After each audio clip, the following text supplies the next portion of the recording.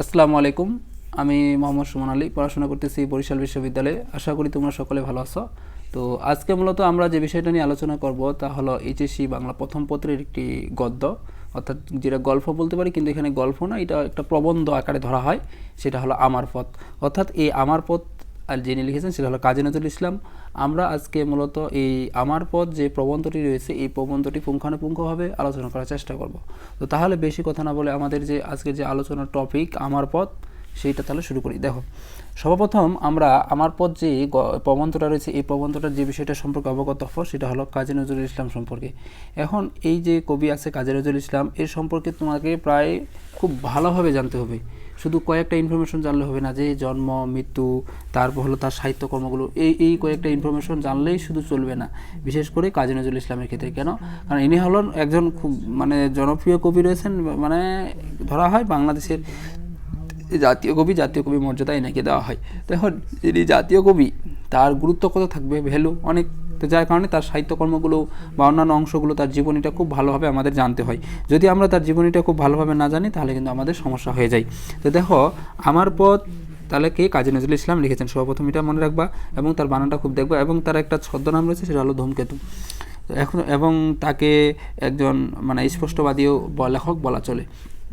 দেখো, সর্বপ্রথম আমি সবগুলো বিষয় বলবো না, তোমাদের যেগুলো পরীক্ষার জন্য বারবার আসে, ঘুরে ফিরে বারবার আসে, সেই টপিকগুলো বা সেই কথাগুলোই তোমাদের ধারণা দেওয়ার চেষ্টা করবো। দেখো, প্রথমে তোমরা যে বিষয়টা জেনে রাখবা যে কাজী নজরুল ইসলাম বাংলাদেশের জাতীয় কবি, এটা তো জানো। এবং তার জন্মটা কোথায়? তিনি ভারতের পশ্চিমবঙ্গে বর্ধমান জেলা আসানসোল মহকুমা চুরুলিয়া গ্রামে 1899 খ্রিস্টাব্দে 24শে মে জন্মগ্রহণ করেন। এই জন্মটা তার মাথায় রাখবা, যে কত সালে তিনি কোথায় জন্মগ্রহণ করেছিলেন। এই জন্মসালটা মনে রাখতে হবে খুব ভালোভাবে। একবারে জন্মসাল শুধু যে ইংরেজিটা মনে রাখবা এটা না, কিন্তু কথাটা আমার ভালো করে শোনো। জন্মসালের ক্ষেত্রে তোমরা বাংলা, ইংরেজি, বাংলা তারিখ, ইংরেজি তারিখ সব, মৃত্যু সালের ক্ষেত্রেও একই হিসাব। কারণ এই কবিটা ইম্পর্ট্যান্ট। কাজী নজরুল ইসলাম আমাদের সাহিত্যকর্মে অনেকটা প্রভাব রাখছে, এবং বাংলাদেশে যেহেতু জাতীয় কবি, তার তার প্রভাবটা অনেক। এজন্য তার তথ্যগুলো খুব ভালো করে জানতে হবে। এবং সত্য প্রকাশের দুরন্ত নিয়ে নজরুল আমৃত্যু পর্যন্ত সকল অন্যায় শোষণের বিরুদ্ধে সোচ্চার প্রতিবাদী, এজন্য তাকে বাংলাদেশে বিদ্রোহী কবি বলা হয়। তার কিন্তু একটা কবিতাই রয়েছে, এই যে তোমাদের বিদ্রোহী নামে একটা কবিতাই পাবা, কিন্তু এটা যদি এখন আলোচনা করা হয় না, আমরা আলোচনা করবো অতি শীঘ্রই। তো এই কবিতাই কিন্তু তার যে বিদ্রোহের যে রূপ, আমরা সেটা মূলত কিন্তু খুব ভালোভাবে একবারে প্রকাশ যে পেয়েছে, সেটা কিন্তু লক্ষ্য করতে পারি। তো এই বিষয়গুলোর কারণে তাকে কিন্তু বিদ্রোহী কবি বলা হয়। তো দেখো, এই কবিতার মধ্যে এই লাইনটা, একটা লাইন আছে, এই লাইনে কিছু অংশ এখানে শুধু দিয়েছে। দেখো কি, সেটা হলো এক হাতে বাঁশি আর এক হাতে রণতুর্য নিয়ে আবির্ভূত হয়েছিলেন এই নজরুল। এখানে প্রেম এবং তার যে দ্রোহ, দুইটা বিষয়ের কথা কিন্তু ইঙ্গিত করা হয়েছে। এক হাতে বাঁশি আর এক হাতে রণতুর্য, এক হাতে যুদ্ধের কোনো অস্ত্র আর এক হাতে বাঁশি, ভালোবাসার বিষয় দুইটা নিয়ে তিনি আবির্ভূত হয়েছেন, যার জন্য মনে করো যেটা দরকার। তো এখন এটা আরও খুব সুন্দরভাবে তোমাদের ব্যাখ্যা দেওয়া হয়েছে, যে বিদ্রোহী যে কবিতাটা, ওই কবিতাটা আমরা যখন আলোচনা করব, খুব সুন্দরভাবে এটা একবার তোমাদের ফিনিশ করে দেওয়ার চেষ্টা করব। কোনো সমস্যা নাই, তোমরা শেষ পর্যন্ত জাস্ট দেখতে থাকো। আমরা সবগুলো বিষয় আস্তে আস্তে তোমাদের ধারণা দেওয়ার চেষ্টা করব। তো দেখো, যে তার এরপর তার যে সাহিত্যকর্ম, কবি পরিচিতির মধ্যে যে ইনফরমেশনগুলো আরও জানবা, যে মসজিদে ইমামতি তিনি করেছিলেন এবং লেটো গানে যোগদান করেন, এবং 1917 খ্রিস্টাব্দে বাঙালি পল্টনে যোগদান করে সাম্যবাদী ধারার রাজনীতি পত্রিকা সম্পাদনা করে চলচ্চিত্র যুক্ত হওয়ার মাধ্যমে বহু বিচিত্র অভিজ্ঞতা তার জীবন পূর্ণ হয়। তো এখানকার মধ্যে এটা মনে রাখবা যে 1917 খ্রিস্টাব্দে বাঙালি পল্টনে যোগদান করেন। তারা কত সালে? 1917 খ্রিস্টাব্দে বাঙালি পল্টনে যোগদান করেন। এরপরে যে ইনফরমেশনটা খুবই গুরুত্বপূর্ণ, তা হলো মাত্র 43 বছর বয়সে দুরারোগ্য ব্যথিত আক্রান্ত হন। কত বছর বয়সে? 43 বছর বয়সে দুরারোগ্য ব্যথিত আক্রান্ত হয়ে রব্ধ ও সম্ভাবনাময় জীবন আমৃত্যু নির্বাহ হয়ে যায়। বাংলাদেশে স্বাধীন হওয়ার পর তাকে বাংলাদেশে নিয়ে আসা হয়, এবং নিয়ে আসার পর পরবর্তীতে এই নজরুলকে বাংলাদেশে নাগরিকত্ব দেওয়া হয়, এবং জাতীয় কবির মর্যাদা কিন্তু ঘোষণা করা হয়। তো এর উপন্যাসগুলো কী কী রয়েছে? এর উপন্যাসগুলো রয়েছে হলো বাঁধনহারা, মৃত্যুকথা, কুহেলিকা, এগুলো তার হলো উপন্যাস। আরও উপন্যাসগুলো রয়েছে, তবে এইগুলো বেশি প্রভাব রাখতেছে, ওই জন্য এগুলো বেশি দেওয়া হয়েছে। এবং আরও কিন্তু অসংখ্য উপন্যাস, তার বিভিন্ন ধরনের গ্রন্থগুলো রয়েছে, যেমন গল্পগ্রন্থের মধ্যে রয়েছে ব্যথার দা, নিত্যের বেদন, শিলিমালা, এগুলো। তারপর তার প্রবন্ধ গ্রন্থ রয়েছিল যুগবাণী, দুদিনের যাত্রী, রুদ্রমঙ্গল, রাজবন্দীতে জবানবন্দি, এই বিভিন্ন ধরনের সাহিত্যকর্মগুলো রয়েছে। কিন্তু তোমরা সর্বপ্রথম চেষ্টা করবা বইয়ে যে ইনফরমেশনগুলো রয়েছে কবি পরিচিতির সম্পর্কে, সেগুলো সর্বপ্রথম আগে শেষ করার। এখন এগুলো শেষ করার পর তারপর যদি তোমার আরও ইচ্ছা থাকে যে আরও এই সম্পর্কে বিস্তারিত জানবো, তাহলে তুমি যে বিভিন্ন ধরনের বাজারে যে গাইড বইগুলো রয়েছে, সেই বইগুলো থেকে তোমরা এইগুলো সম্পর্কে আরও বিস্তারিত তথ্য নিতে পারো। তো তিনি মৃত্যুটা জানবা যে 1976 সালে 29শে আগস্ট তিনি মারা যান। এই মৃত্যুটা জানবা যেটা হলো বাংলা হলো 12 ভাদ্র 1383 ঢাকায় মৃত্যুবরণ করেন। এইভাবে তোমরা ইনফরমেশনগুলো সবগুলো কিন্তু মনে রাখবা, কারণ এই কবিটা আগেও বলছি এখান থেকে প্রশ্ন অনেকবার আসছে কবি পরিচিতি থেকে, কারণ ইনি একজন ভালো প্রভাব রাখছে সাহিত্য কর্মক্ষেত্রে, যার কারণে এখান থেকে অনেকবার প্রশ্ন আসছে। তো দেখো এখন আমরা যে আমাদের যে মূল আলোচ্য বিষয় আমার পথ, এখন এই আমার পথের মধ্যে ঢুকে যাবো। এখন আমার পথ প্রবন্ধটা মানে কী বিষয়টা বুঝাইছে, কোন বিষয়টাকে ইঙ্গিত করতেছে, ওভারঅল সবগুলো বিষয় আমরা আলোচনা করার চেষ্টা করবো। দেখো আমার পথ সর্বপ্রথম আমরা যে বিষয়টা জানবো যে আমার পথ দ্বারা মূলত কী বুঝাই, এইটা কবি কাজী নজরুল ইসলাম আমার পথ এই প্রবন্ধের মাধ্যমে আমাদের কোন বিষয়টা বোঝানোর তিনি চেষ্টা করতেছেন, মানে কী বিষয়টা তিনি ফুটাই তুলতে চাইছেন। দেখো আমার পথ এই যে প্রবন্ধটা, এটা সর্বপ্রথম তোমরা লিখে নিতে পারো।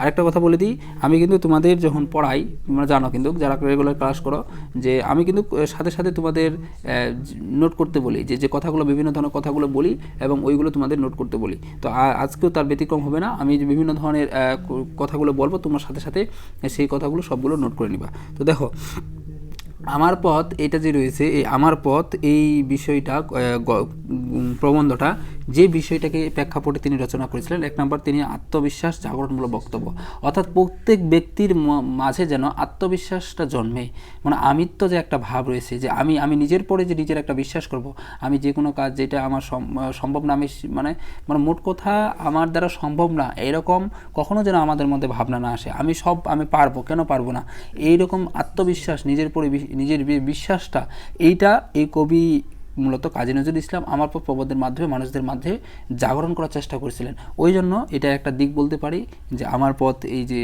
প্রবন্ধটার একটা মানে এখান থেকে যে মূল হেডলাইন দিতে পারি, আমরা সারমর্ম টানতে পারি, তা হলো আত্মবিশ্বাস জাগরণমূলক বক্তব্য। 2 নম্বর হলো অন্যের কাছে মাথা না নুইয়ে এগিয়ে যাওয়া, মানে আমরা অন্যের কাছে কেন অন্যের পরোপকার মানে থাকবো, অন্যের পরাধীন থাকবো, নিজেই নিজের উপর স্বাধীনতা থাকবো, মানে আমরা নিজের স্বাধীন মতো আমাদের মত প্রকাশ করব, নিজের স্বাধীন মতো কোনো একটা কাজ করব, কেন আমরা অন্যের উপর নির্ভরশীল হব। ওইটাই বলছে যে অন্যের কাছে মাথা না নুইয়ে, মানে অন্যের অধীনে না থাকা, নিজে স্বয়ংসম্পূর্ণ হয়ে নিজে স্বাধীনভাবে যে সব কিছু করা, এরকমটা এই বিষয়গুলো তিনি মূলত এই আমার পথ প্রবন্ধের মাধ্যমে ফুটাই তুলতে চেয়েছেন। তো দেখো কীভাবে ভাষাগুলো তিনি ইউজ করেছেন। এখন এই প্রবন্ধটা যদিও কিন্তু 2 পৃষ্ঠার এই বেশি না, কিন্তু এখানকার কথাগুলো এক একটা মানে অনেক দামি দামি, কিন্তু মানে কথাগুলো তুমি যদি বিশ্লেষণ করতে যাও অনেক বিষয় আসবে, কারণ এই কথাগুলো অনেকটা ভেবেচিন্তে, যদিও সংক্ষিপ্ত আকারে আছে, কিন্তু এখানে অনেক বিষয় কথা আছে, যখন আলোচনা করব তখনই তোমরা বুঝবে এখানে কতগুলো বিষয় আছে আরও জড়িত এটার সাথে। তো দেখো আমরা তাহলে মেইন যে আমাদের আলোচনার পয়েন্ট সেটা শুরু করি। দেখো যে আমার কর্ণধার আমি, কর্ণধার মানে হলো কি, কর্ণধার মানে হলো দায়িত্ববান। লেখে আমি কিন্তু কথাগুলো তোমাদের বলে দিচ্ছি যে কোনটার অর্থ কী, কোন ওয়ার্ড মিনিং রয়েছে বিশেষ করে এগুলা, এবং তোমাদের যে অনুধাবনগুলো আমি কিন্তু বলে দেবো অনেক সময়, একটা লাইন যে বলে দেবো, এই লাইনটার অনুধাবন প্রশ্নটা সরাসরি কিন্তু আমি উত্তরটা বলে দেবো, সাথে সাথে নোট করে নিবা। দেখো আমার কর্ণধার আমি, কর্ণধার মানে হলো দায়িত্ববান, অর্থাৎ আমার কর্ণধার আমি, এটার অর্থ তোমরা যেটা কর্ণধার মানে দায়িত্ববান অর্থ আরেকটা নিতে পারো, যে নেতৃত্ব প্রদানের সামর্থ্য আছে এমন ব্যক্তি, মানে আমি যে আমার যে দায়িত্ব, আমার কর্ণধার আমি, মানে আমি যে রয়েছি, আমার দায়িত্ব আমার নিজেরই, অর্থাৎ আমার যে কোনো কিছু করার যে দায়িত্ব ওটা আমার নিজের পর। মনে করো তুমি কোনো একটা কাজ, এই কাজটা মনে করো অন্যের পর নির্ভরশীল না হয়ে সেটা নিজেই করলা, নিজের সে কাজটা দায়িত্ব নিয়ে করলা, এইটাই বলছে যে আমার কর্ণধার আমি, মানে আমি হলো আমার দায়িত্ববান, অর্থাৎ আমি আমার দায়িত্ব নিয়ে আমি যে কোনো কাজ যেটাই হোক না কেন সেটা সম্পন্ন করে থাকি। আমার পথ দেখাবে আমার সত্য বলতে আদর্শ, আমি যে আদর্শে বিশ্বাসী, আমি যে সত্যের যে আদর্শ রয়েছে, এরা মূলত আদর্শ বলতে যে আমার যে সত্য মানে যে আদর্শ, সত্যের যে আদর্শটা মূলত এই আদর্শ, এইটাই তার মূলত পথ দেখাবে। ওইটাই বলছে যে আমি যে বিশ্বাসী, যে পথে, এই পথটা আদর্শটা এটাই আমাকে মানে দেখাবে, পথ দেখাবে, কোনো সমস্যা হবে না, আমি কখনো যে অন্যের অধীনে থাকবো না এই আদর্শ মেনে চললে। আমার যাত্রা শুরু করার আগে আমি সালাম জানাচ্ছি, নমস্কার করছি আমার সত্যকে, এর অর্থ লিখে নাও, টোটাল লাইনটার অর্থ যে আমার যাত্রা শুরুর আগে আমি সালাম জানাচ্ছি, নমস্কার করছি আমার সত্যকে, এটার অর্থ লিখে নাও অসাম্প্রদায়িক মনোভাব প্রকাশ। এটার অর্থ হলো কি, অসাম্প্রদায়িক মনোভাব প্রকাশ। যে পথ আমার সত্যের বিরাগী, যে পথ আমার কি সত্যের বিরাগী, সত্য মানে কি আদর্শ, মানে তুমি আদর্শ, তোমার যে একটা আদর্শ রয়েছে, ব্যক্তিত্ববোধ রয়েছে, এটার যে পথটা হলো বিরোধী, সেই পথ বলতে সেই বিরোধী পথ যেটা তোমার আদর্শ রয়েছে, সেই আদর্শের বিরোধী পথ আর কোনো পথেই সেই মানে বিরোধী পথ আর কোনো পথেই আমার বিপদ নয়, মানে হলো ভুল পথ নয় বা লোভনীয় পথ, মানে সেই পথটা ছাড়া তুমি যে তোমার যে আদর্শ রয়েছে, তুমি যে আদর্শে বিশ্বাসী, যে নিজের পরে নিজের আত্মবিশ্বাসী যেটা রয়েছে, মানে কর্ণধার নিজের পরে দায়িত্ববানের এই যে পথে যে তুমি বিশ্বাসী, এই বিশ্বাসের মানে খারাপ একটা দিক রয়েছে, সেটা হলো এই যে খারাপ পথ রয়েছে, সেটা হলো সত্যের যে একটা বিরোধী তোমার যে আদর্শ, সেই বিরোধী পথটা ছাড়া আর কোনো পথই তোমার বিপদ না, মানে খারাপ পথ না। শুধু এই একটাই জিনিস শর্টকাট যদি একটা লাইনে বলতে চাই, যে তোমার যে আদর্শ বা কর্ণধার বা দায়িত্ববান যে পদটা রয়েছে, ওই পদটা বাদে বাকি এর বিরুদ্ধে যতগুলো পদ রয়েছে, পদ বলতে হলো তোমার মূলত এখানে বোঝাচ্ছে রাস্তা, তুমি যে মাধ্যমে মানে এগিয়ে যাচ্ছ, কোন মাধ্যমে যাচ্ছ, তুমি কি ভালো পথে এগোচ্ছ নাকি খারাপ পথে এগোচ্ছ, এই যে মাধ্যমটা এটাকে বলতেছে পথ। তুমি যে তোমার দায়িত্ব এটা কি সঠিকভাবে করতেছো নাকি অন্যের উপর নির্ভরশীল হয়ে শুধু জাস্ট এগিয়ে যাচ্ছ, এই জিনিসটাকে মূলত বোঝাচ্ছে। তো বলছে এটাই যে সেই সত্যের পথটা, মানে যে আমার যে আদর্শ রয়েছে, যে আদর্শে আমি কর্ণধার, মনে করো যে আদর্শ আমার দায়িত্ববান যে রয়েছে নিজের পর নিজের, এই পথটা এইটার ছাড়া আমার কোনো মানে এইটা যে পথটা রয়েছে এটা হলো আমার সঠিক আদর্শ, এবং এই আদর্শই আমি সবসময় মেনে চলি, এবং আমার একটাই সেইটা ভুল পথ রয়েছে, সেটা হলো এই যে আদর্শের বিপরীতে যে একটা অংশ রয়েছে সেটা অন্যের উপর নির্ভরশীল, এই পথটা ছাড়া আমার কোনো পথেই ভুল পথ না। এটা মূলত বোঝাতে চাচ্ছি আমি, একবারে কিন্তু খুব বিস্তারিতভাবে তোমাদের একবারে বুঝাই দিচ্ছি, মানে খুঁটিনাটি কোনো কিছু বাদ দিচ্ছি না। দেখো, রাজভয় মানে হলো রাষ্ট্রের ভয়, লোকভয় মানে হলো সমাজের ভয়। তারপর হলো কি বলছে, দেখো রাজভয় লোকভয় কোনো ভয়ই আমার বিপথে নিয়ে যাবে না, মানে এই যে রাষ্ট্রের ভয়ে, লোকের ভয়ে, এইসব যে ভয়গুলো রয়েছে, এইগুলোর ভয়গুলো আমি কখনো দমে থাকবো, আমি সত্য আমার যে আদর্শ রয়েছে সেই আদর্শ থেকে বেরিয়ে আসবো, মানে সত্য সঠিকভাবে প্রকাশ করব না, এটা কখনোই সম্ভব হবে না। আমি যে পথে বিশ্বাসী, যে আদর্শে বিশ্বাসী, সেইটা সব সময় আমি মেনে চলবো। রাষ্ট্রের ভয়ে, লোকের ভয়ে, এগুলোর ভয়ে আমি কখনো দমে থাকবো না। আমি যদি সত্যি করে আমার সত্যকে চিনে থাকি, মানে আমার যে আদর্শ, আমার যে সত্য, আমি যে পথে বিশ্বাসী, এটা যদি চিনে থাকি, আমি মনে করো যে সবসময় যে আমার যে কর্ণধার রয়েছে, দায়িত্ববান রয়েছে, এটা আমি নিজে নিয়ে থাকি।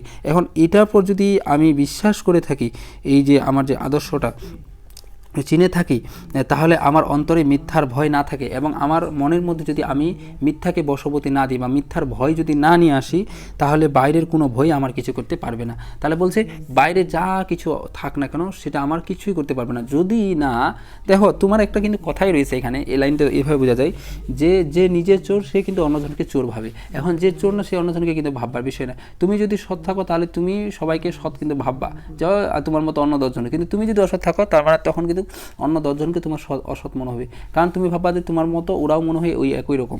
তো ওই কথাটা এখানে বলছে যে যার অন্তরে মিথ্যার ভয় থাকে না, সে কখনো বাইরে কোনো কিছুকে ভয় করতে পারে না, বা কোনো কিছু করতে পারবে না, বাইরে কোনো ভয়ই, মানে তখন তো তার মনের মধ্যেই ভয় নেই, তাহলে বাইরে ভয় তাকে কীভাবে ক্ষতি করবে।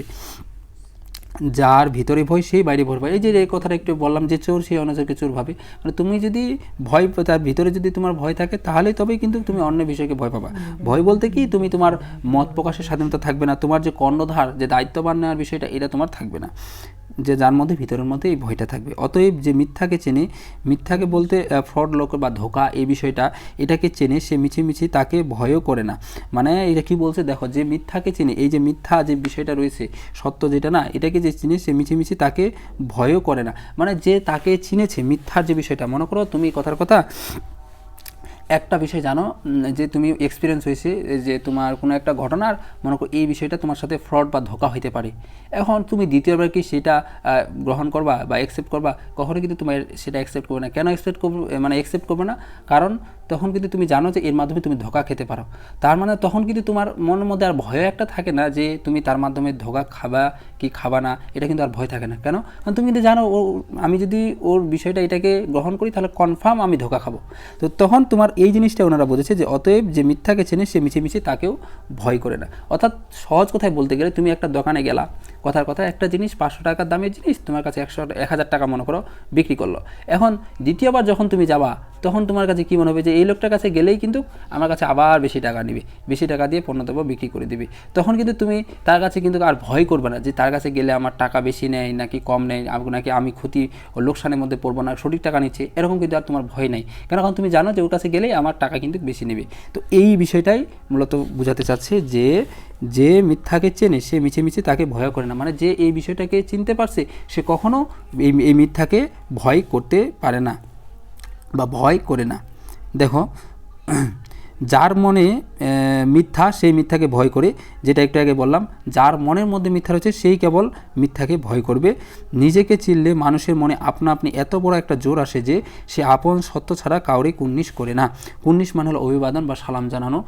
মানে কি বলছে এখানে, দেখো নিজেকে চিনলে মানে তুমি যে তোমার যে আমিত্ব একটা বিষয় রয়েছে, তোমার যে নিজস্ব আদর্শ রয়েছে, তুমি যদি তোমার আদর্শকে চিনে থাকো তাহলে তোমার যদি নিজের উপর নিজের বিশ্বাস থাকে, দেখো মানুষ পারে না এমন কিছু আছে, মানুষ কিন্তু চেষ্টা করলে সব কিছুই সম্ভব। মানে তুমি চাইলে অনেক কিছু কিন্তু করতে পারো, অনেক পরিবর্তন নিয়ে আসতে পারো। তো এই জিনিসটাই ওনারা বোঝাতে চাচ্ছে যে নিজেকে চিনলে মানুষের মনে আপনা আপনি এত বড় একটা জোর আসে, মানে সাহস আসে, নিজেকে যদি তুমি চিনে থাকো সাহস আসে যে সে আপন সত্য ছাড়া কাউরে কুন্নিশ করে না, মানে নিজের সত্য বা নিজের আদর্শ ছাড়া সে কারো কাছে মাথা নত করে না। অর্থাৎ কেউ তাকে ভয় দেখিয়ে প্রধানত রাখতে পারে না। তাকে ভয় দেখিয়ে, মানে একজন মানুষকে আমরা ভয় না, এই তুই এটা করলে তোকে এই করে দেবো সেই করে দেবো, এইরকম ভয় দেখিয়ে কাউকে তখন মানে তার নিয়ন্ত্রণে তাকে রাখতে পারে না। কারণ সে তো এটা কিভাবে রাখবে তাকে এভাবে নিয়ন্ত্রণে, কারণ তাকে তো নিজের যে তার নিজের প্রতি যে একটা বিশ্বাস, সেই বিশ্বাসটা কিন্তু তার মধ্যে আছে যে আমি চাইলে সব কিছু করতে করা সম্ভব। অন্যজনে বিভিন্ন কথা বলবে, এই সেটা বলবে, আরেকজন সেটা বলবে, এইটা ভেবে আমি দমিয়ে থাকবো, এরকমটা কখনো হবে না। মানে তার যে নিজের প্রতি একটা নিজের বিশ্বাস, এই বিশ্বাসটাই কিন্তু সবচেয়ে বড় বিশ্বাস। দেখো তুমি যদি কোনো একটা কাজ করতে গিয়ে তার আগেই যদি বিশ্বাস করো তোমার দ্বারা এই কাজটা হবে না, তার মানে ওই কাজটা না হওয়ার পসিবিলিটি কিন্তু বেড়ে যায়। এখন তুমি যদি সেই কাজটা মানে সম্ভব না তোমার দ্বারা, তারপর তুমি ভাবতেছো না আমি পারবো, আমি চেষ্টা করলে অবশ্যই সম্ভব হবে, দেখবা যে তোমার ওই কাজটা হওয়ার সম্ভাবনা অনেকটাই বেড়ে গেছে। তো এই জিনিসটাই তারা মানে ওনারা বিষয়টা বুঝাইতে চাচ্ছেন যে যার মনের মধ্যে বিশ্বাস, নিজের উপর বিশ্বাস, তার মধ্যে এমন একটা জোর আসে যে সে নিজেকে ছাড়া অন্যের, সমাজের, রাষ্ট্রে যতই বাধা আসুক না কেন সেটার কাছে কখনো মাথা নত করে না। দেখো এই যে নিজেকে চেনা, আপনার সত্যকে গুরু, মানে নিজের যে আদর্শ এটাকে গুরু, মানে শিষ্য, আমরা যেমন সবার উপরে শিষ্যকে কী করি সবসময় সম্মানে উপরে রাখি না, তো নিজের এরকম আদর্শটাকে সবসময় উপরে রাখা বিষয়টা বোঝাতে চাচ্ছে যে এই যে নিজেকে চেনা, আপনার সত্যকে গুরু মানে সবার উপরে রাখা, পথ প্রদর্শক মানে হলো তোমার হলো রাস্তার মাধ্যম, মানে প্রধান তোমার যে পথে যাচ্ছ সেটার কাণ্ডারি মানে হলো কর্ণধার বলে জানা, এটা দম্ভ নয়, মানে এটা অহংকার হতে পারে না কখনো। অনেকে আবার এটাকে মানে অহংকার বলতে পারে, এটা অহংকার নয়। কেমন বিষয়টা দেখো, এখন আমি মনে করো অহংকার করে বলতেছি যে আমি যেটা আমি সেটাই, আমি অন্যজনের কথা কেন শুনবো, আমি অন্যজনের আন্ডারে কেন কাজ করব। এখন এই কথাটা তুমি যদি বলো তাহলে অনেকে মনে করবে এটা অহংকার। না, এটা অহংকার না। কেননা কারণ তুমি কিন্তু তোমার যে আদর্শ রয়েছে, তোমার আদর্শে তুমি বিশ্বাসী রয়েছো, তুমি নিজের পরে বিশ্বাস আছো যে তুমি অন্য ধরনের নিয়ন্ত্রণের দিন কেন থাকবা, তুমি নিজের স্বয়ং সম্পূর্ণ হবা, তুমি নিজের কর্ণধার হবা, নিজের দায়িত্ব আদর্শ সেটার প্রতি বিশ্বাসী হবা, তবেই তোমার যে মানে লাইফে তুমি অনেকটা সামনে কিন্তু এগিয়ে যেতে পারবা। এই বিষয়টাই কিন্তু কবি আমাদের বারবার বোঝানোর চেষ্টা করতেছে যে তুমি যে রয়েছো, তুমি নিজের প্রতি যে একটা নিজের আত্মবিশ্বাস, এই আত্মবিশ্বাসটাই কিন্তু তিনি জাগাতে চাচ্ছেন মানুষের মধ্যে, যেন মানুষ অন্যের নিয়ন্ত্রণাধীন না থাকে, অন্যের উপর নির্ভরশীল না থাকে, নিজের জীবনটাকে পিছিয়ে না ফেলে। তো দেখো এটা আত্মাকে চেনার সহজ স্বীকারোক্তি। আত্মাকে বলতে নিজেকে চেনার সহজ মাধ্যম বা নিজেকে জানার সহজ মাধ্যম হলো এটা। কোনটা? নিজেকে যে আদর্শের মানে কেমন বিষয়টা দেখো, এখন তুমি মনে করো একটা কাজ করবা, তুমি তোমাদের এটা কিন্তু মানে হামেশাই কিন্তু এটা লক্ষ্য করো বা লক্ষ্য করেছো মনে হয়। দেখো তুমি মনে করো কোনো একটা কাজ করতে গেছো বা পরীক্ষায় তুমি কোনো একটা মানে এমসিকিউ দেখাবা, এখন তুমি অন্যজনের কাছে শুনলা ওইটা, দেখবা যে পরীক্ষাটা ধরি অন্যজনের কাছে এমসিকিউটা শুনলা, দেখলা যে ওই এমসিকিউটা পরীক্ষায় দেখায় দিয়ে মানে উত্তরটা দিয়ে আসলা তোমার বন্ধুর কাছে যেটা শুনলা, এখন বাসায় এসে মিলাচ্ছ যে তুমি যেটা ভাবছিলা ওইটাই কারেক্ট, এখন যার কাছে তোমার বন্ধুর কাছে যেটা শিখাই নিছো ওইটা ভুল। এটা মনে হয়, এটা কিন্তু অনেকবার ঘটছে। তো দেখো তোমার নিজের পর নিজের যখন এরকম কনফিডেন্সটা থাকবে না, আত্মবিশ্বাসটা তোমার থাকবে না নিজের পর, তখনই কিন্তু এরকম সমস্যাগুলো হয়ে থাকে। তো এই জিনিসটাই উনি বোঝাতে চাচ্ছেন যে নিজের যে আদর্শ, নিজের যে সত্য, মানে সত্য তোমার, সেটার উপরই বিশ্বাস রাখতে হবে, তবেই কিন্তু তুমি অনেক কিছু করতে পারবে এবং তোমার কেউ কেউ কিন্তু দমিয়ে রাখতে পারবে না। এখন তুমি যদি অন্যের আদর্শ, অন্যের যে মনোভাব, এগুলো মানে আন্ডারে চলো, তাহলে কিন্তু তোমার অনেক ধরনের সমস্যা হবে এবং তুমি তোমার যে আদর্শ সেটা থেকে বেরিয়ে পড়বা। তো এটাই বোঝাতে চাচ্ছে যে এই আত্মাকে জানার এটা হলো সহজ স্বীকারোক্তি, নিজেকে জানার, এই যে নিজের আদর্শ পথ, যে রাস্তাটা রয়েছে এটার মাধ্যমে যাওয়ার মাধ্যমে। আর এটা যদি এটাকে কেউ ভুল করে অহংকার বলে মনে করে, তবু এটা মন্দের ভালো, মানে কেউ এটা মনে করতে পারে, করুক, সমস্যা নয়, এটা একটা ভালো দিক। কেউ অহংকার মনে করতে পারে, এটা দেখার বিষয় নেই। অর্থাৎ মিথ্যা বিনয়ের চেয়ে অনেক বেশি ভালো। এই লাইনটা অর্থ লিখে নাও তোমরা। এই লাইনটার যে একটা অনুধাবন, এটা কিন্তু অনেকবার পরীক্ষা আসছে, আমি বিশ্লেষণ করে দিচ্ছি। আগে এই লাইনটার অনুধাবনটা লিখে নাও যে মিথ্যা বিনয়ের চেয়ে অনেক ভালো। মিথ্যা বিনয় যেটা রয়েছে সেটা চেয়ে এই বিষয়টা, যে গর্ভের যে অহংকারের বিষয়টা, এটা অনেক ভালো, এটা বোঝাতে চাচ্ছে। অর্থাৎ বিনয় আপন সত্যকে ঢেকে দেয় বলে। এই লাইনটা অর্থ লিখে নাও যে, আবার বলছি, মিথ্যা বিনয়ের চেয়ে অনেক বেশি ভালো। এই যে লাইনটা, এই লাইনটা অর্থ লিখে নাও, বিনয় আপন সত্যকে ঢেকে দেয় বলে। দেখো এই তোমাদের আরেকটা লাইন উপরে মিস হয়ে গেছে, ওই লাইনটা অনুধাবন তোমাদের বলি নাই, একটু কষ্ট করে মিলাই নাও। এই আমি বলে দিচ্ছি লাইনটা, কোন লাইনটা অনুধাবনটা। এই যে নিজেকে চেনা, আপনার সত্যকে আপনার গুরু, পথ প্রদর্শক, কাণ্ডারি বলে জানা, এটা দম্ভ নয়, অহংকার নয়। এই টোটাল লাইনের অর্থ লিখে নাও, অসাধ্য সাধনের শক্তি। এর টোটাল লাইনের অর্থ লিখে নাও, অসাধ্য সাধনের শক্তি। আর মিথ্যা বিনয়ের চেয়ে অনেক বেশি ভালো, এই লাইনটার অর্থ লিখে নাও, বিনয় আপন সত্যকে ঢেকে দেয় বলে। অর্থাৎ তোমরা লেখো মিথ্যা বিনয় জিনিসটা কি, মানে তুমি মনে করো লোক দেখানোর জন্য, আমরা এক কথায় যেটাকে বলে পাঁচাটা বলে আর কি, তেল মারা যেটাকে বলে আর কি। তো এই বিষয়টা চেয়ে তোমার অন্যের আন্ডারে এরকমটা করার চেয়ে এই যে অহংকার, এইটা অনেক ভালো, তিনি এই যা বোঝাতে চাচ্ছেন। অর্থাৎ বিনয় দেখাইতে গিয়ে এরকম বিষয়টা হয় যে আমরা যখন অতিরিক্ত বিনয় দেখাতে যাই, তখন কিন্তু সত্য যে বিষয়টা সেটা কিন্তু হারিয়ে যায় আস্তে আস্তে।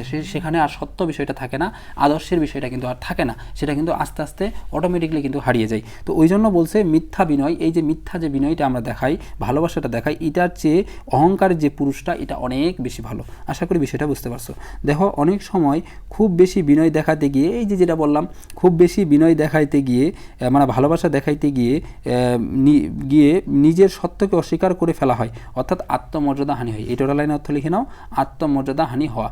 অর্থাৎ কি হয়, যখন অতিরিক্ত ভালোবাসা দেখাইতে যায়, যেমন মনে করো কথার কথা সহজ ভাষায় ধরতে গেলে, মনে করো কোনো একজন সম্মানীয় ব্যক্তি আছেন তোমার এলাকায়, এখন তিনি বিভিন্ন ধরনের অপরাধমূলক কাজ করতেছেন, তো তারপরও আমরা কি করতেছি, তার অপরাধগুলোকে কেউ কথা বলি না, কথা আচ্ছা ঠিক আছে কোনো সমস্যা নাই, উনি তো জনপ্রিয় মানুষ, একটু ভুল হইতে পারে। এখন এভাবে তিনি কিন্তু বারবার ভুল করতেই আসে। তো এখন আমরা সকলে কি করি, তারা এই যে ভুলগুলোকে আমরা কিন্তু ভুল মনে করি না। তো এই যে বিনয়, এই বিনয়ের ফলে কিন্তু আমাদের যে নিজের সত্য আদর্শ, আমরা যে আদর্শে বিশ্বাসী, সেটা কিন্তু আস্তে আস্তে হারিয়ে যাচ্ছে আমাদের মধ্য থেকে। অর্থাৎ আমরা কিন্তু সমাজের যে বিভিন্ন ধরনের অপরাধ, এগুলোর থেকে রেহাই পাচ্ছি না, এগুলো আরও দিন দিন বেড়ে যাচ্ছে। মূল কারণ কিন্তু এটা, আমরা যদি যে আদর্শ রয়েছে, সত্যের যে আদর্শটা, সেটার প্রতি যদি আমাদের বিশ্বাস থাকতো, তাহলে কিন্তু, বা সেটা যদি আমরা সবাই মেনে চলতাম ঠিকভাবে, তাহলে কিন্তু আমাদের এই সমস্যাগুলো হয়তো না। এই যে অতিরিক্ত বিনয় যেটা বলে, অতিরিক্ত ভক্তি যেটাকে বলে, এই বিষয়টা করার কারণে কিন্তু এই বিষয়গুলো বেশি দেখা যাচ্ছে। ওতে মানুষকে ক্রমই ছোটো করে ফেলে। অবশ্যই তখন কিন্তু যখন তুমি অন্য ধরনের মনে করো পাঁচাটাগিরি করবা, তখন কিন্তু তোমাকে সবসময় তার কাছে নিচু হয়ে থাকতে হয়, ওটা স্বাভাবিক, ওটা তোমরা হামেশাই কিন্তু লক্ষ্য করতে পারবা। তো তাকে ছোটো করে ফেলে, মাথা নিচু করে আনে। ওই রকম বিনয়ের চেয়ে অহংকারের পুরুষ অনেক ভালো। ওই রকম যে অন্যের পাঁচাটা পুরুষের চেয়ে বা গোলাম হওয়ার চেয়ে নিজের যে অহংকারী পুরুষ, মানে নিজের পর নিজের অহংকার করবে যে আমি সেরা, আমি এটা পারবো, আমি চাইলে সব কিছু সম্ভব, আমি এটা করবো সেটা করবো, এরকম অহংকার নিয়ে কথা বলে, গর্ব নিয়ে কথা বলে, এরকম পুরুষটাই সবচেয়ে উত্তম। কেন? কারণ তার নিজের পরেই তার নিজে একটা বিশ্বাস আছে যে না, আমি এটা পারবো, আমি চেষ্টা করলে এটা পারবো, কেন পারবো না। একটা নিজের পরেই নিজের তার আত্মবিশ্বাস রয়েছে, নিজের যে স্বপ্ন রয়েছে সেই স্বপ্নটা পূরণের জন্য সে অক্লান্ত পরিশ্রম করতেছে। সে অন্যের অধীনে থেকে কোনো মানে অপকর্ম, অন্যায় কাজকর্ম বা যেটাকে বলে মিথ্যা বিনয়, এই বিষয়গুলোর মধ্যে অন্তর্ভুক্ত নেই। তো ওই জন্য বলছে যে এরকম অহংকারের যে পুরুষ হয়েছে সেটা সবচেয়ে বেস্ট বা সবচেয়ে সেরা। তো দেখো এরপরে বলা হয়েছে, অতএব এই অভিশাপ রথের সারথি। অভিশাপ রথের সারথি অর্থ লিখে নাও, অন্যায়ের বিরুদ্ধে প্রতিবাদ। অভিশাপ রথের সারথি শব্দের অর্থ কি?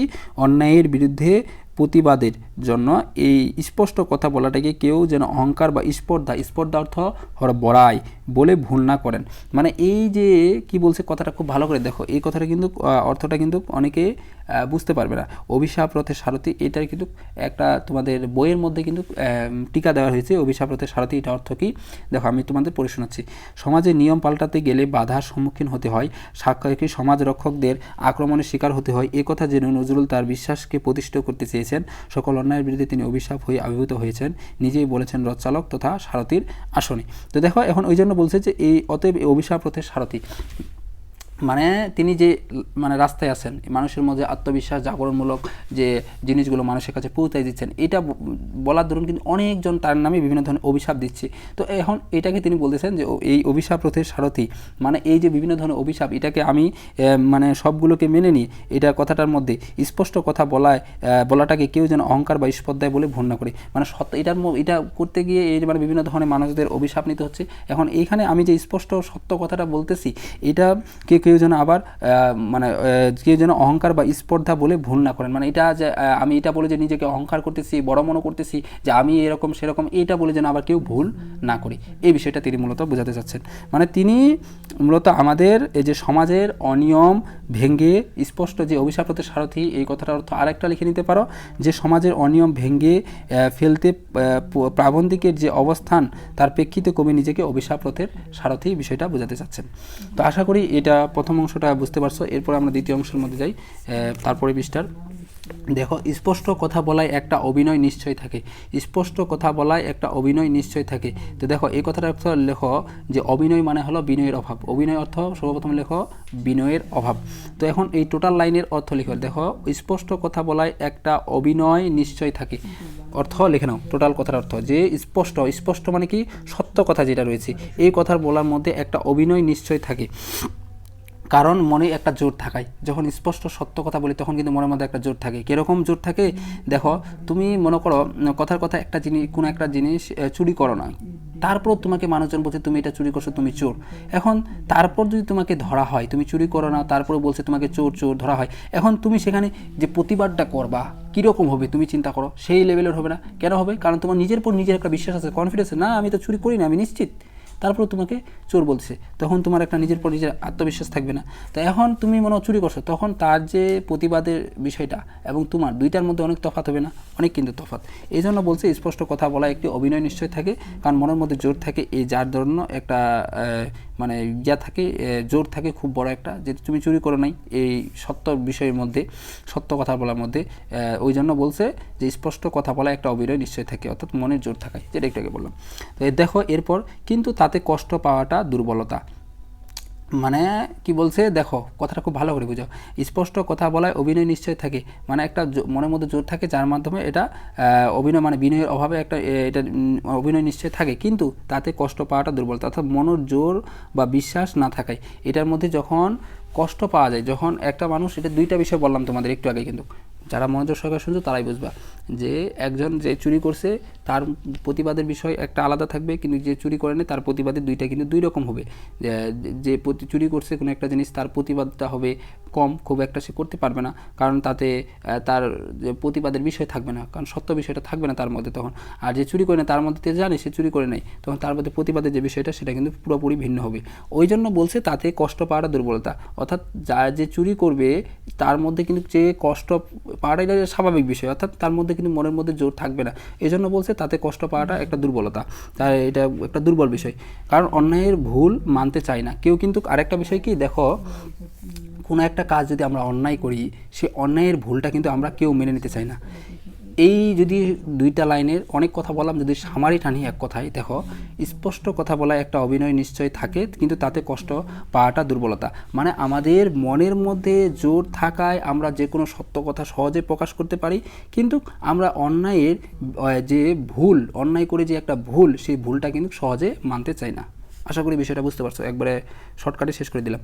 নিজেকে চিনলে, নিজের সত্যকে নিজের কর্ণধার মনে জানলে, নিজের শক্তির উপর অটুট বিশ্বাস আছে, মানে নিজের যে আদর্শ রয়েছে, নিজের যে সত্য রয়েছে, এটার প্রতি যদি আমাদের বিশ্বাস থাকে, তাহলে মনের মধ্যে আমাদের কিন্তু একটা দারুণ বিশ্বাস আছে, যেটা একটু আগে বললাম, যে তুমি যে কাজটা করো না, তারপর তোমাকে সেই কাজটা করার মানে অপরাধী করছে, তার মানে তোমার কিন্তু সেখানে একটা এমনিতেই আসবে, বিশ্বাস আসবে, যে তুমি তো এই মানে শক্তি আসবে, যে শক্তির মাধ্যমে তুমি কিন্তু সেটা সহজে কিন্তু সে কাজে জয়লাভ করতে পারো। কারণ তুমি তো জানো যে কনফিডেন্স, তুমি একবারে পুরো বিশ্বাসী যে না আমি এটা করি নাই, তো তারপর তোমাকে সেটা দোষারোপ করা হচ্ছে। তো এই জন্য বলছে যে নিজেকে চিনলে, নিজের সত্যকে নিজের কর্ণধার মনে জানলে, মানে নিজে তুমি সত্য, নিজে আদর্শ তোমার যে রয়েছে সেটাকে যদি তুমি জেনে থাকো, তুমি মনে করো এটা করতে পারবা, এরকম তোমার মধ্যে যদি আদর্শ থাকে, শক্তি থাকে, যে তুমি কোনো কাজ মনে করো একটা দিছে, তুমি মনে করো এটা করতে পারবে না, এরকম মনোবল তোমার মধ্যে নাই, তোমার মনের মধ্যে কি মনোবলটা আছে যে না তুমি আমি এটা পারবো, অবশ্যই পারবো, এরকম যদি তোমার মধ্যে শক্তি থাকে, মনোবল থাকে, তাহলে তুমি সেই শক্তি মনোবল দিয়ে তোমার যে কাজটা সেটা তুমি অবশ্যই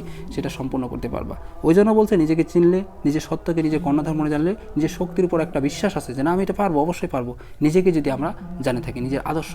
আমরা কিন্তু মেইন জিনিসটা কিন্তু নিজেকেই খুঁজি না, আমরা খুঁজি সবসময় কি বলেন তো, যে আমরা সবসময় একটা বিষয় খুঁজি, সেটা হলো যে অন্যের বিষয়গুলা। কেমন অন্য? আমি ক্লাসে মনে করো 10 নাম্বার বই, 10 নাম্বার আমার সিরিয়াল, এখন যে প্রথম, আমরা শুধু মানে তার দিকেই দেখি, ওইটা দেখে ডিপ্রেশনে পড়ে যাই, সে মনে প্রথম হইলো, আমি কেন হইতে পারলাম না। এখন তুমি পরিশ্রম করো না, তুমি কেন পারবে না, তুমিও পারবা। যেমন যে ধনী মানুষ, আমরা শুধু তার দিকে লক্ষ্য করি যে সে এত ধনী, এত টাকার মালিক, কিন্তু সে কি একবারে ধনী হয়ে গেছে? সে কিন্তু একবারে ধনী হয় নাই, সেও আস্তে আস্তে আস্তে আস্তে করে পরিশ্রম করছে, নিজের পর নিজের বিশ্বাস আছে, এটাকে সে কাজে লাগিয়ে পরিশ্রম করতে করতে করতে এক পর্যায়ে সেটা গেছে। তো আমাদেরও এই যে নিজের যে আদর্শ রয়েছে, সেই আদর্শটার প্রতি আগে বিশ্বাস রাখতে হবে, নিজের প্রতি নিজের বিশ্বাস রাখতে হবে, তাহলে আমরা সেই জায়গায় কিন্তু যেতে পারবো। নিজের প্রতি যদি আমাদের নিজের বিশ্বাস না থাকে, তাহলে কিন্তু আমরা কখনোই কোনো কাজ সম্পন্ন করতে পারবো না, বা অনেকটা কষ্টকর হয়ে যাবে। এই স্বাবলম্বন মানে নিজের পর নিজের বিশ্বাস, এই বিষয়টা শেখাচ্ছিলেন, নিজের পর নিজের বিশ্বাস করতে শেখাচ্ছিলেন মহাত্মা গান্ধী। এই লাইনটা ইম্পর্টেন্ট, যে নিজের পর নিজের যে বিশ্বাস করার বিষয়টা, এটা কে শেখাচ্ছিলেন? মহাত্মা গান্ধীজি, যিনি ভারতের মানে তৎকালীন আর কি প্রধানমন্ত্রী ছিলেন। এই পরালম্বনেই আমাদের তারপর শেখাচ্ছিলেন মহাত্মা গান্ধীজি, কিন্তু আমরা তার কথা বুঝলাম না। মানে তিনি আমাদের নিজের পর নিজের যে বিশ্বাসের বিষয়টা, এটা বুঝাচ্ছিলেন, ঠিক আছে, কিন্তু এই বিষয়টা আমরা বুঝলাম না। আমরা কি বুঝলাম? দেখো, আমি আছি এই কথা না বলে সবাই বলতে লাগলো গান্ধীজি আছেন, মানে কীরকম বিষয়টা দেখো।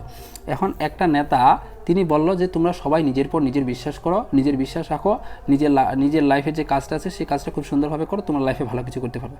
এখন মানুষজন কী বুঝলো, যে বললো যে গান্ধীজি আছে, সমস্যা নাই, আমরা যাই করবো তিনি সব কিছু দেখবেন। মানুষজন এটা বিশ্বাস করতে লাগলো যে উনি আছে, আমরা কোনো সমস্যা হলে, কোনো ভেজাল হলে, যাই হোক, উনি সব সেটা সলভ করে দেবেন। তো এই মানুষের মধ্যে একটা মেন্টালিটি চলে আসলো। তো এই বিষয়টা কিন্তু তিনি বললেন না, তিনি বলছেন নিজের পর নিজে বিশ্বাস করার, কিন্তু মানুষ বুঝছে কি উল্টা। তো এইটাই বলছে যে কিন্তু আমরা বুঝতে লাগলো, আমি আছি এই কথা না বলে সবাই বলতে লাগলেন গান্ধীজি আছেন, অর্থাৎ অন্যের উপর আত্মনির্ভরশীল, এটা অর্থ লিখে নিতে পারো। এই পরালম্বন মানে হলো অন্যের পর নির্ভরশীলতা আমাদের নিষ্ক্রিয় করে ফেললো, মানে নিষ্ক্রিয় বলতে নিষ্কর্মা। দেখো, এখন তুমি যদি অন্যের উপর নির্ভরশীল হও, অন্যের উপর নির্ভরশীল হলে তোমার লাইফে বহুত প্রবলেম হবে, বিভিন্ন ধরনের ঝামেলা আসবে। এখন তুমি যদি তোমার নিজের উপর নির্ভরশীল থাকো, নিজে মনে করো, যখন এটা সহজ যদি একটা উদাহরণ দিই, এটা স্টুডেন্ট লাইফের সাথে খুব ভালো বিষয়টা যাবে। এখন স্টুডেন্ট লাইফে আমরা যখন পিতা মাতার পর মানে পর নির্ভরশীল থাকি, এ সময় কিন্তু বিভিন্ন ধরনের যা কিছু দরকার হয় তাদের কাছ থেকে নিতে হয়। তো এখন যখন তুমি নিজেই দেখো, যখন পিতা মাতার কাছ থেকে কোনো কিছু নিতে হয়, তাদের কাছে বারবার বলতে হয় যে এটা লাগবে, ওটা লাগবে, তারপরে কিন্তু ওনারা যায়। আর যদি তোমার কাছে নিজের টাকাটা থাকতো, কাউকে বলা লাগতো, তুমি চট করে সেটা দিয়ে তুমি কিন্তু ইজিলি তোমার যেটা অভাব সেটা কিন্তু মোচন করতে পারতা। তো দেখো, এই পরালম্বন মানে অন্যের উপর নির্ভরশীল বিষয়টা তোমার কতটা ঝামেলা হচ্ছে। শুধু এটা জাস্ট একটা উদাহরণ তাগিদে বললাম। এরকম বড় বড় কাজের ক্ষেত্রে, বিভিন্ন ধরনের বিষয়ের ক্ষেত্রে হতে পারে।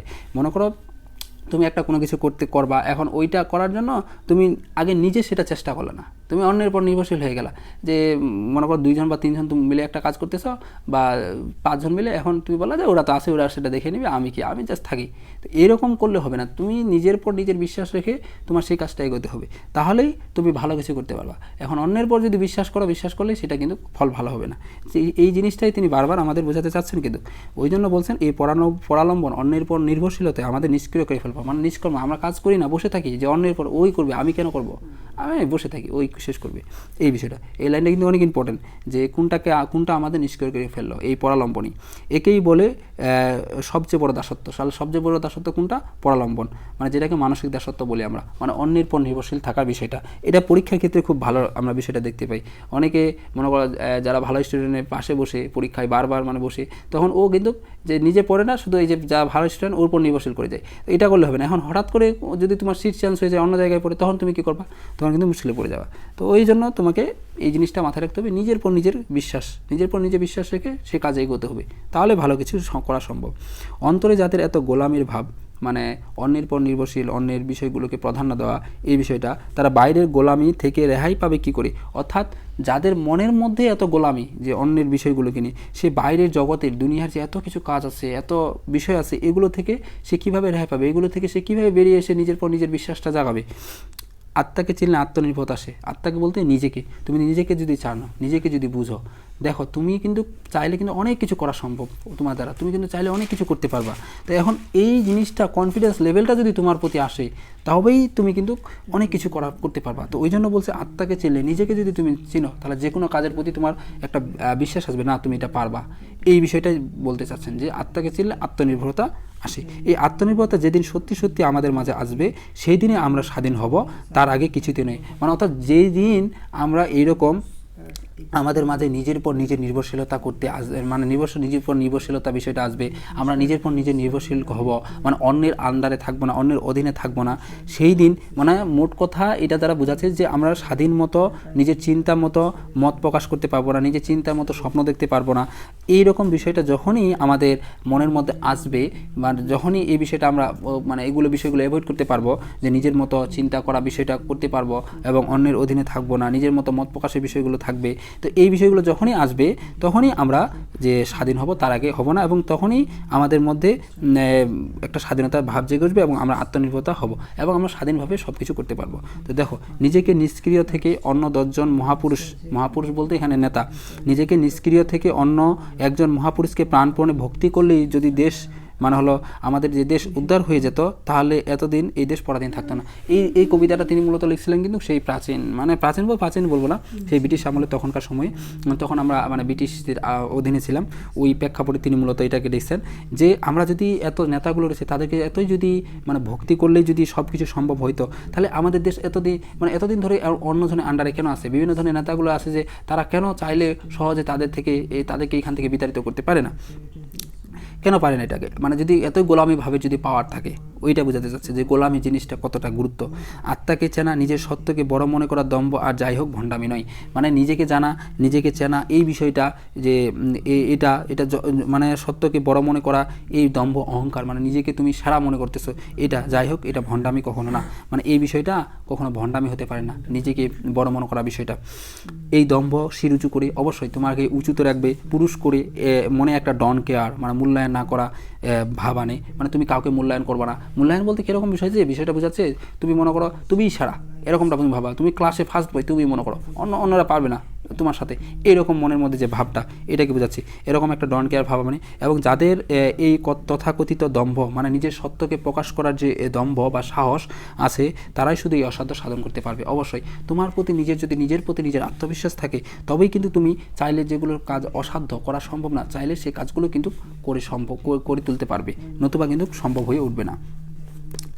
যার ভিত্তি পচে গেছে তাকে একদম উপড়ে ফেলে, মানে বিনাশ করে নতুন করে ভিত না গাঁথলে তার উপর ইমারত যতবারই খাড়া করা যাবে, ততবারই তা ভেঙে পড়ে যাবে। অবশ্যই মনে করো তুমি একটা বিল্ডিং তৈরি করতেছো, এখন বিল্ডিংয়ের নিচতলাটাই তুমি দুর্বল করে তৈরি করলা, এখন উপরে তুমি মনে করো অনেকগুলো বাড়ি তৈরি করলা। মনে করো তুমি একটা বিল্ডিং, তুমি ভিতটা তৈরি করলা মনে করো 10 তলার, কিন্তু তুমি বিল্ডিং তৈরি করছো 20 তলা, তো এই বিল্ডিং টিকবে? বিল্ডিং কিন্তু ভেঙে পড়ে যাবে। তো ওইটাই বলছে যে যার ভিত্তিটাই পচে গেছে, মনে করো আমাদের যে আত্মবিশ্বাসের বিষয়টা ছিল, নিজের প্রতি নিজের বিশ্বাস, নিজের যে মানে কর্ণধারের বিষয়টার মধ্যে যে বিষয়গুলো ছিল, নিজের আদর্শে বিশ্বাস করার, তো এইগুলোই কিন্তু আমাদের নষ্ট হয়ে গেছে, এগুলো নাই।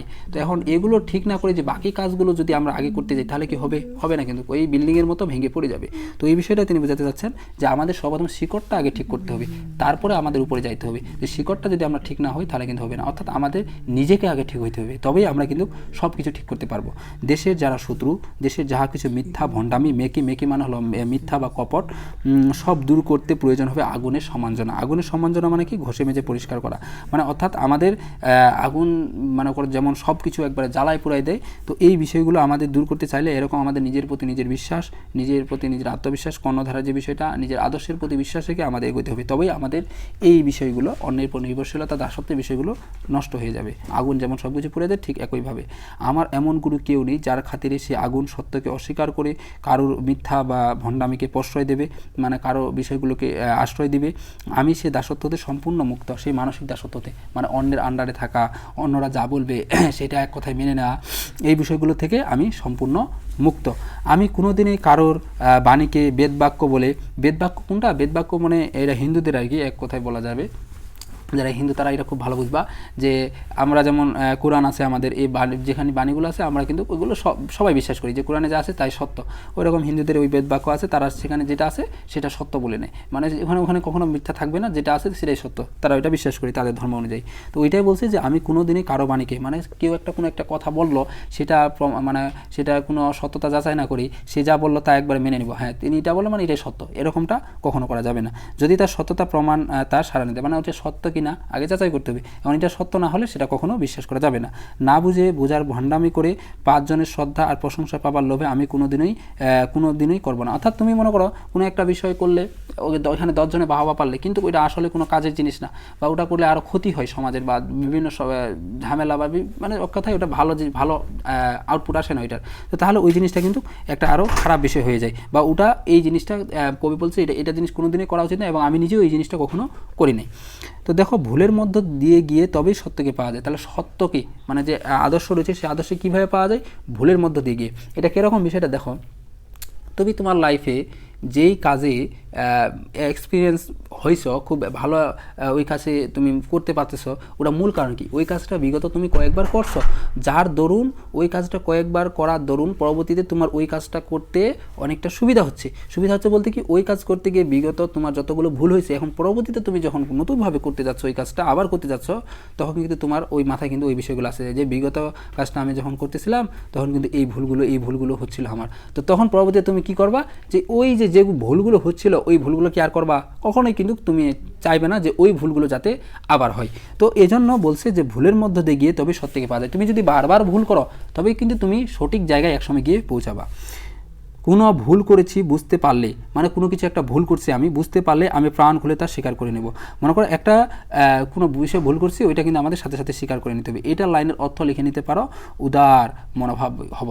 মানে কেমন বিষয়টা দেখো, মনে করো তুমি একটা অপরাধ করছো বা কোনো একটা খারাপ কাজ করছো, ভুল কাজ করছো, এখন তুমি সেটা ভুল হয়েছে, তুমি সেটা স্বীকার করছো না, যে না আমি এটা ভুল করি নাই, আমার দ্বারা এটা হয় না, এটা অন্যজন করছে, এইরকম তুমি কথাবার্তা বিভিন্ন ধরনের বলতেছো। তো এখন এই জিনিসটা কিন্তু তিনি বলতেছেন যে এই জিনিসটা করা ঠিক না, তুমি ভুল করছো, ঠিক আছে কোনো সমস্যা নেই, তুমি ভুলটা মেনে নাও। কেন এটা বলছি এবং কবি কেন এটা বলতে চাচ্ছে, কারণ তুমি ভুলটা যদি তুমি মেনে নাও তাহলে তোমার ওখান থেকে শিক্ষা হবে। কিন্তু দেখো তুমি লাইফে যাই তোমার শিখছো, নতুন এক্সপিরিয়েন্স হয়েছে যে কোনো কাজে, কীভাবে হয়েছে, ওই কাজটা তুমি বিগত কয়েকবার ভুল করছো, ওইখানে ভুল থেকে শিক্ষা নিচ্ছো, তারপরে কিন্তু ওই কাজে তুমি ভালো একটা পটু অভিজ্ঞতা অর্জন, তোমার পটু হয়েছো, নতুবা কিন্তু তুমি হয়তা না। কিন্তু তুমি প্রথমবার যখন ওই কাজে ছিলা, তুমি দেখো যেই কাজে তুমি প্রথমবার ছিলা, আজকে কি ওই কাজে তুমি ওই প্রথম দিনের মতোই আছো?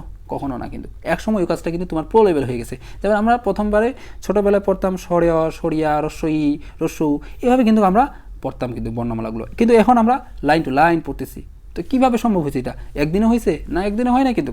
তো এখন আমরা ভুল হয়েছে শিখছি, ভুল হয়েছে শিখছি, এভাবে করতে করতে করতে করতে একসময় কিন্তু আমাদের অনেকটা আমরা প্রো লেভেলে চলে গেছি। ঠিক একই বিষয় সব কাজকর্মের ক্ষেত্রেই হবে, কিন্তু না বুঝেও নয়, ভয়ে নেই। এখন এই বিষয়টা তুমি মনে করো ভুল করছো, আবার তুমি মনে করো বুঝলে না তোমার কোথায় ভুল, এরকমটা করা যাবে না। তোমাকে বুঝতে হবে তোমার ভুলটা কোথায়, কোন জায়গায় হয়েছে, এবং সেটা সংশোধন করার চেষ্টা করতে হবে। এবং এটা ভয়েও করা যাবে না বিষয়টা, যে আমি অন্যজনের ভয়ে ভুলটা আমার বুঝে নিব না। যেমন এখন বিষয়টা কীরকম দেখো, তুমি মনে ক্লাসে কোনো কিছু একটা ভুল করলা, বা ভুল তুমি একটা মনে করো জিনিস করতেছো, তুমি এখন শিক্ষককে প্রশ্ন করেন যে ম্যাম বা স্যার এটা আমি এভাবে করতেছি, এটা তো ভুল হচ্ছে, এটা আমি ঠিকভাবে কীভাবে করবো। তো এখন ভয়ের খাতিরে তুমি কিন্তু বসে আছো, তুমি সেটা বলতে পারছো না, বা ভয় করতেছো যে টিচার যদি আমি এটা বলি টিচার আমাকে কী করবে, রাগ করবে, এই বলবে সেই বলবে, এইটা কখনো করা যাবে না। মানে তুমি যেটা তোমার যেটা মানে ভুল, তুমি সেটাকে স্বীকার নিতে হবে, ভুল থেকে তোমাকে সঠিক রাস্তায় আসতে হবে। এখন ওইটা এক্ষেত্রে ভয়ের কোনো বিষয় নেই। তো দেখো এরপরে যে বিষয়টা রয়েছে তা হলো ভুল করেছি বুঝলেও বা শুধু জেদের খাতিরে বা বজায় রাখবার জন্য ভুলটাকে ধরে রাখবে না। মানে আমাদের জিদ, যেটা বলে অর্থ হলো জেদ। তো এখন অনেকে আবার জেদ করে বসে থাকে, না আমি এটা ভুল করে নেই, একটা অনেক মধ্যে জেদ থাকে না, মানে ওভার কনফিডেন্স যেটাকে বলে। তো এখন তুমি সেটা ভুল করছো, ঠিক আছে, না এখন ভুলটা স্বীকার করে নিচ্ছ না, মানে এমন তোমার জেদ তোমার নিজের মধ্যে, মানে ওভার কনফিডেন্স যে না আমি এটা করি নাই, এটাই সম্ভব না, আমি এই ভুলটা করি নাই, এইটাও আবার করা যাবে না, কারণ মানুষ মাত্রই ভুল, মানুষের ভুল হবে, এটাই স্বাভাবিক। তো এখন এই জিনিসটা কখনো করা যাবে না। তাহলে আমার আগুন সেদিন নিয়ে যাবে, মানে আমার আগুন বলতে কোনটা, সত্য প্রতিষ্ঠার যে আগুন, নিজের আদর্শের প্রতি নিজের বিশ্বাস প্রতিষ্ঠার যে আগুন, সেটা কিন্তু নিভে যাবে। একমাত্র মিথ্যার জলেই এই শিখাকে নিভাতে পারবে। মিথ্যার যে আমাদের আশ্রয়, এটাই কিন্তু একমাত্র এই সত্য প্রতিষ্ঠা থেকে মিঠাতে পারবে। অবশ্যই তুমি মিথ্যার মাধ্যমে কিন্তু সত্যটাকে ঢেকে দিতে পারছো ইজিলি। তো এই জিনিসটা বলছে, তাছাড়া কেউ নিভাতে পারবে না, তাছাড়া এটা কিন্তু কখনোই সম্ভব হবে না। তো দেখো মানুষ ধর্ম হলো সবচেয়ে বড় ধর্ম। অবশ্যই মানব ধর্ম বলতে হলে মানবিকতা। যেমন এটা সহজ উদাহরণ যদি দিই, দেখো আমাদের পৃথিবীতে বিভিন্ন ধর্ম গোত্র নির্বিশেষে অসংখ্য মানুষ কিন্তু বসবাস করতেছে। এখন এই মানুষদের মধ্যে আমরা যদি ধর্মের ভেদাভেদ করি, এ হিন্দু, এ মুসলিম, এ বৌদ্ধ, এ খ্রিস্টান, এ মনে করো অন্যান্য ধর্মের, তো এখন এটা করলে নিজেদের মধ্যে আমাদের বিভিন্ন ধরনের বিভেদ সৃষ্টি হবে, ঝামেলা সৃষ্টি হবে, বিভ্রান্তি সৃষ্টি হবে, অনেক কিন্তু সমস্যা দেখা দেবে। তো এখন এই জন্য বলছে কবি, আমাদের মধ্যে সবার মধ্যে একটাই পরিচয় থাকা দরকার, সেটা হলো মানুষ। আমরা সবাই কি, সবাই হলো মানুষ, সবাই সবার মানুষ, সবাই সবাইকে ভালোবাসা দেখে। এবং কোনো ধর্ম কখনো বলে নাই যে তুমি অন্য ধর্মের মানুষদেরকে ছোট করে দেখো। সব সময় ধর্ম কি বলছে, সবাইকে খুব সুন্দরভাবে সমান চোখে, ভালোবাসার চোখে সবাইকে দেখতে হবে। কাউকে কখনো ছোট করা যাবে না, কাউকে কখনো অপমানিত করা যাবে না। সে অন্য ধর্ম বললে তাকে কখনো আমরা গালি দেবো, তার ধর্মটাকে নিকৃষ্ট করবো, এটা কিন্তু কোনো ধর্মেই কিন্তু উল্লেখ করা হয়নি। সকল ধর্মে বলা হয়েছে যে তার যে ধর্ম, সেই ধর্মটাকে সবসময় মানে সম্মান করতে হবে, এই যে বিষয়টা। তো ওই জন্য কবি বলছেন যে মানুষ ধর্মের সবচেয়ে বড় ধর্ম। এই জন্য আমাদের প্রত্যেক যাতে ব্যক্তি রয়েছে, সেই ব্যক্তির যে ধর্ম সেটাকে ছোট না করে ব্যক্তিকে একটা পরিচয় দিতে হবে, সে প্রত্যেক ব্যক্তি হলো কি, মানুষ। এই মানুষরূপী প্রত্যেক ব্যক্তিকে আমাকে খুব সুন্দরভাবে দেখতে হবে। এই জন্য তিনি বলছেন একটা কথা, যে হিন্দু মুসলমানের মিলনে অন্তরায় বলতে হলো বাধা বা প্রতিবন্ধকতায় ফাঁকি কোনখানে তা দেখিয়ে দেওয়া ও দেখিয়ে দিয়ে এর গলদ দূর করা। গলদ মানে হলো ভুল দূর করা আমার এ পথের একমাত্র উদ্দেশ্য। অর্থাৎ হিন্দু এবং মুসলিম এর মধ্যে যে বিভেদ বিভিন্ন ধরনের অন্তরায়, ফাঁকি কোনখানে মানে হলো এই দুজনের মধ্যে যে বিভিন্ন ধরনের বাধা প্রতিবন্ধকতা কোনখানে তা দেখিয়ে দিয়ে এর গলদ মানে বিভিন্ন ধরনের ভুল এ পথে আমার অন্যতম উদ্দেশ্য, মানে এই যাত্রাপথের সত্য প্রতিষ্ঠার পথে অন্যতম উদ্দেশ্য। এখন কি দেখো অনেকটা এই ঝামেলা হয় এখানে, যে সত্য প্রতিষ্ঠা করতে গিয়ে আমার নিজের যে আদর্শ রয়েছে এটাতে মানে অনেক করতে গিয়ে এই ধর্ম নিয়ে বিভিন্ন ধরনের বিভ্রান্তি কিন্তু সৃষ্টি হয়। এখন তিনি বলছেন এই ধর্ম নিয়ে বিভ্রান্তি সৃষ্টি করার উদ্দেশ্য নয়, আমরা প্রত্যেক ব্যক্তিকে এক নামে চিনব, সেটা হলো মানুষ। সবাই মানুষ, বিভিন্ন ধর্মগোত্র যাই থাক না কেন সবার একটাই পরিচয়, সবাই হলো কি, মানুষ। এই মানুষরূপী সবাইকে আমরা সমানভাবে দেখব, এই জিনিসটাই তিনি চেয়েছেন। তারপর হলো মানুষের যেখানে প্রাণের মিল, মানে প্রত্যেক ব্যক্তি এক একটার সাথে যেখানে প্রাণের সম্পর্ক মিল, আদত সত্যের মিল। সত্য মানে হলো স্বভাবত আমাদের আসল বা প্রকৃত যে অবস্থা, সেটা মিল। যেখানে ধর্মের বৈষম্য মানে হলো প্রভেদ বা পার্থক্য, কোনো হিংসা, দুশ্মনী মানে হলো শত্রুতা ভাব আনে না।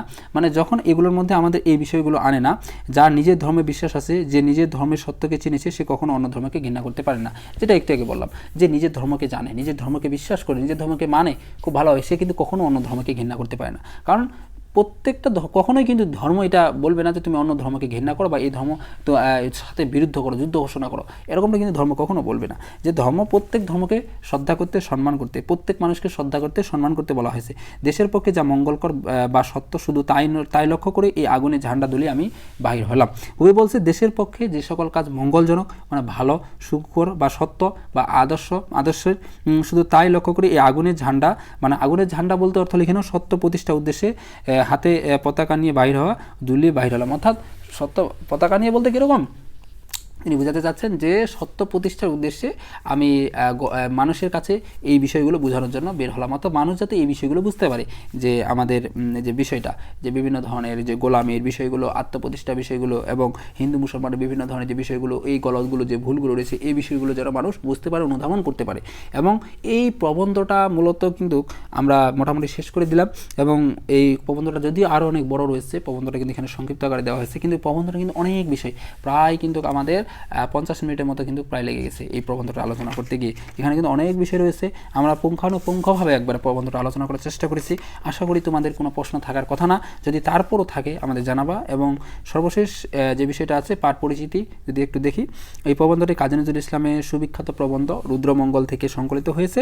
এবং এই প্রবন্ধে মূলত আমির আহ্বান প্রত্যাশা করেছেন, যার পথ হলো সত্যের পথ এবং সত্যের প্রকাশে তিনি নির্ভীক এবং অসংকোচ, এবং তার এই আমি ভাবনা বিন্দুতে সিন্ধুর উচ্ছ্বাস জাগায়। তারপর রুদ্রর তেজে মিথ্যার ভয়কে জয় করে সত্যের আলোয় নিজেকে চিনিয়ে নিতে সাহায্য করে নজরুলের এই আমি সত্তা। তারপর এখানে মানুষ সত্যবাদী বিভিন্ন ধরনের বিষয় জাগ্রত হয়েছে, ধর্মের পথ সত্য উন্মোচিত হবে এই বিষয়গুলো। তারপর এবং ঐক্যের মূল শক্তি হলো সম্প্রীতি, এরকম বিভিন্ন বিষয়গুলো কিন্তু এখানে পাঠ পরিচিতির মধ্যে আলোচনা করা হয়েছে। তো এই ছিল মূলত ওভারঅল আমার পথ যে প্রবন্ধটা সম্পূর্ণ ডিটেলস আলোচনা একবারে আমরা চেষ্টা করেছি এই আজকের এই পর্বে মূলত আমার প্রবন্ধটা সম্পূর্ণটুকু আলোচনা করার। আশা করি তোমাদের সম্পূর্ণ প্রবন্ধটুকু বুঝে এসেছে। তো আজকে এখানেই শেষ করতেছি, আমরা আর বেশি কথা বলবো না। তোমাদের সাথে দেখা হবে পরবর্তীতে নতুন কোনো পর্ব নিয়ে। ততক্ষণ পর্যন্ত সবাই ভালো থাকো, সুস্থ থাকো। আসসালাম।